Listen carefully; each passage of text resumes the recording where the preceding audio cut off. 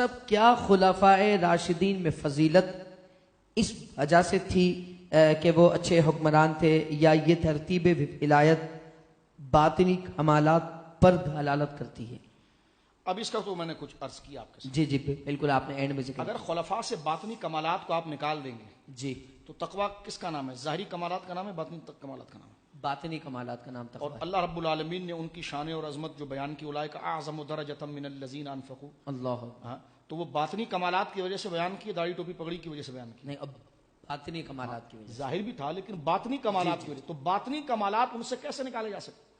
اللہ سبحان اللہ. جو شیخ صاحب یا شیخ الاسلام صاحب یہ سوال کر رہے ہیں، جی اگر ان کی زندگی سے باطنی کمالات کی نفی کریں گے تو ان کے مرید اس کو برداشت کریں گے؟ نہیں، بولیے. نہیں کریں تو گے. یہ پھر وہ ہستیاں، یعنی سرکار نے ایک ایسے شخص کو اپنا مسلح دے دیا جس کا باطنی کمال کچھ بھی نہیں تھا. اللہ اکبر. تھوڑا توجہ کریں، کیا اپنی آخرت کو تباہ کر رہے ہیں آپ؟ اللہ اکبر. 17 نمازیں حافظ صاحب اللہ سرکار کے وصال مبارک، سرکار کے پاس سے جب نمازیں پڑھانا شروع کی تو 17 نمازیں آئی حضور علیہ الصلوۃ والسلام کے رفیق اعلیٰ دنیا سے رخصت ہونے کے وقت تک 17 نمازیں آئیں. اب آپ دیکھیے 17 نمازیں حضور کے مصلی پر پڑھائی. ایک دفعہ حضرت عمر آگے بڑھے، سرکار کو آواز آئی تو سرکار نے حجرت سے آواز دی کہ عمر کو پیچھے کرو، اللہ اکبر. نماز ابو بکر پڑھائے گا. اللہ اکبر. جب وجہ پوچھی گئی تو حضور نے فرمایا کہ اللہ اور اس کے فرشتے ابو بکر کے علاوہ مانتے ہی نہیں ہیں.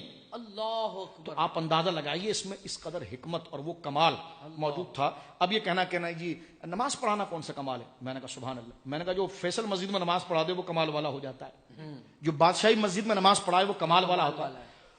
میں نے کہا کوئی یوں ہی پڑھا دے، اس کو اگر گورنمنٹ یہ کہے کہ آپ پڑھیے اور ہم آپ کے پیچھے پڑھتے ہیں تو اس کا کمال اور بڑھ جائے گا. تو اللہ کے محبوب اعظم کے مصلی پر جو کھڑا ہو اللہ اکبر، اور وہ جبرن نہ کھڑا ہو، ڈنڈے کے زور پر نہ آیا ہو، ریاست پر قبضہ کر کے نہ آیا ہو، حضور کے کہنے پر آیا اور حضور کا فرمان ہو کہ موروا ابا بکر فیصلی بالناس، جاؤ ابو بکر کو کہو میرے مصلی پر آئے اور نماز پڑھائے، اور نماز پڑھائے اور اس کے پیچھے پھر نمازی علی المرتضیٰ جیسے ہوں. اللہ. بلکہ سرکار دو عالم ایک دفعہ تشریف لے، سرکار علیہ الصلوۃ والسلام کی رفیق اعلیٰ اور وصال مبارک کا جو دن ہے اس کی فجر کی نماز جب حضور نے ابو بکر صدیق کے پیچھے بیٹھ کر اللہ فرما پڑھائیے، ابو بکر صدیق جو ہے کہ وہ پیچھے آ گئے، مصلی سے پیچھے آئے. لیکن یہ آنا اور رسول اللہ صلی اللہ علیہ وسلم کا جماعت میں شامل ہونا، پھر امامت بعد میں پھر خود فرمانا، یہ اس بات کی اس کے کمالات کو آپ دیکھیے. کوئی سیاسی نماز ہو رہی تھی؟ اللہ. کوئی سیاسی نماز ہو رہی تھی؟ آپ دھرنوں میں کرسی پر بیٹھ کر نماز پڑھائے اور غبارہ پھٹ جائے تو آپ ڈر جائیں، تو یہ پھر بھی آپ کی شیخ الاسلامی اور شیخیت باقی رہتی ہے. تو یہ رسول کریم صلی اللہ علیہ وسلم کے کمالات اور مقام، اس پر آپ کیوں نقطہ چینی کر کے اجماع کو پھاڑتے ہیں اور امت کو برباد کرتے ہیں؟ جو تسلسل بزرگوں کا چلایا، اولیاء کا چلایا، خود کو آپ قادری کہتے ہیں، چشتی کہتے ہیں، نقشبندی کہتے ہیں، مسئلہ حافظ صاحب وہ چھیڑا جائے جو حل نہ ہوا ہو.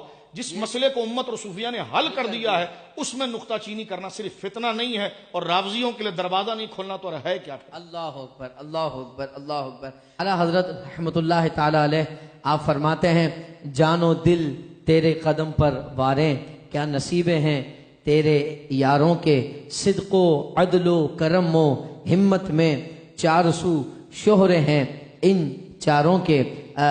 شان صحابہ کرام علیہم الرضوان. میں ایک جملہ یہاں پر عرض کروں. جی حضور. اب آپ دیکھیں ویڈیو آ رہی ہے کہ کوئی بھائیں بھائیں کر رہا ہے، کوئی بھائیں بھائیں کر رہا ہے. تو صحابہ کے خلاف بھائیں بھائیں کرنا اور غلیظ زبان استعمال کرنا، دیکھیں حضور علیہ الصلوۃ والسلام نے ارشاد فرمایا کہ فمن احبہم فبحبی احبہم. جو اللہ کا دشمن ہوگا نا حافظ صاحب، وہ حضور کو کبھی قبول نہیں کرے گا، اور جو حضور کا دشمن ہوگا وہ آپ کے صحابہ اور اہل بیت کو کبھی قبول نہیں کرے گا. کیونکہ حضور خود سے کچھ نہیں، اللہ کے دعوی حق کی دلیل ہیں، اور صحابہ خود سے کچھ نہیں ہے، اہل بیت خود سے کچھ نہیں ہے، وہ حضور کی نبوت کی دلیل ہیں. تو جو ان کو چاہے گا دراصل وہ حضور کو چاہ رہا ہے. جو ان کے خلاف بک بک کرے گا اور گز گز کے بچوں کے ویڈیو بنا کر یہ روافظ کا پھیلا دینا، یہ ہمارا ملک اس کا متحمل نہیں ہے. یہ ہمارے لوگ جو ان کے آگے جا کر ویڈیو بنا رہے ہیں کہ آپ مسلک اور ہر چیز کے فرق سے، میں ان کو کہتا ہوں کہ گونگے شیطان نہ بنو، اس موضوع پر بھی تو بات کرو جب صحابہ کے لیے گالیوں کی ویڈیو وائرل ہو رہی ہے. اور ہم ریاست پاکستان سے کہتے ہیں، ذمہ داروں سے کہتے ہیں، اس ملک کے مقدس منصب پر فائز معتبر ایجنسیاں موجود ہیں کہ ایسوں کو روکیں. خود تو ان کا وطن جو ہے وہ کورونا کے اندر مر رہا ہے، تو یہ کم سے کم پاکستان کے اندر یہ بربادی نہ لائے اور یہ بک بک کرتے ہوئے صحابہ کے لیے معاذ اللہ ایسے گندے جملے جو میں زبان پر نہیں لا سکتا. سرکار نے فرمایا فمن احبہم فبحبی احبہم، جو میرے صحابہ سے محبت کرے گا دراصل وہ مجھ سے محبت کرتا تھا اس لیے محبت کرے گا. ومن ابغضہم فببغضی ابغضہم، یہ کڑے ڈال کر چھلانگے لگانا، تم نے دین کا ٹکے کا کوئی کام کیا نہیں، تمہیں دین پتا کیا ہے.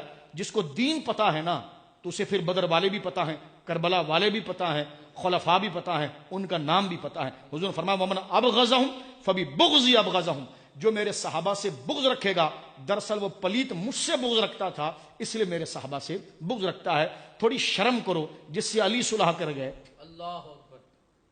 کہہ رہے مولا نے صلح کی تو میں نے کہا مولا کے نام پر تو کھا رہا ہے تو تو بھی اپنا منہ بند رکھ. جس سے امام حسن مجتبی صلح کر گئے. سبحان اللہ. توجہ ہے آپ کی، غور کیجئے.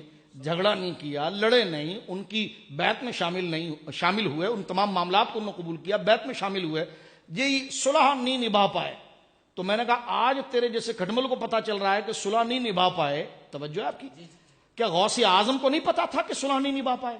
داتا صاحب کو نہیں پتا تھا؟ بابا فرید کو نہیں پتا تھا؟ بھنگڑے تو ان کی مزار پر ڈال رہا ہوتا ہے، اور وہ سب کچھ جان کر کہہ رہے ہیں کہ صحابہ کی عزت کرو. اور یہ نیک لوگ چاہے حضرت امیر معاویہ ہوں یا دیگر اور صحابی ہوں، ان کے لیے صحابیت اور شرف کی بات اور عزت کی بات ہے، ان کے لیے ہلکے جملے کہنا حرام ہے. اہل سنت کا مشرب یہ ہے کہ صحابہ کے لیے پاکیزہ شائستہ جملے کہے جائیں گے، گھٹیا جملے نہیں کہے جائیں گے. تو لہٰذا ہم ڈانٹ ڈپٹ کے لیے بات نہیں کر رہے، ہم یہ کہہ رہے ہیں کہ تمہارے سر پر اگر لعنت مسلط ہو گئی ہے تو اپنی لعنت کو اپنے چار دیواریوں کے اندر رکھو، اس کو عام کر کے اس ملک کے اندر فرقہ واریت کو نہ پھیلاؤ. لوگ شعور کی منزل کو چڑھ رہے ہیں، آگے بڑھ رہے ہیں. جو مسئلے بزرگوں نے حل کر دیے، معاملات تمام جو ہے گیا کہ معتبر ہو چکے ہیں، اس چیز کو چھیڑ کر ملکوں میں بھی تباہی لانی ہے، لوگوں میں بھی تباہی لانی ہے. اللہ رب العالمین پاکستان کی بھی حفاظت فرمائے اور ہر مسلمان کی حفاظت. آمین. اللہم آمین.